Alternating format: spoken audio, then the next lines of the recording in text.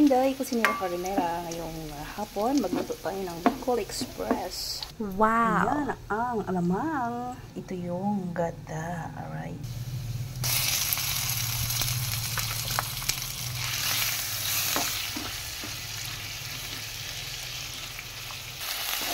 Yan yung ating Bicol Express. Alamang at may baboy. And syempre, isunod na natin yung gata.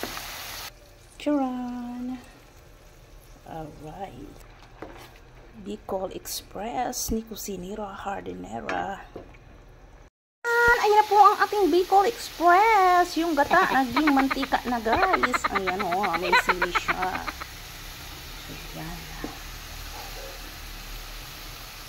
Alright, luto na po ang ating Bicol Express. Ayan, kainan na, guys. O, masarap to ulam sa kanin.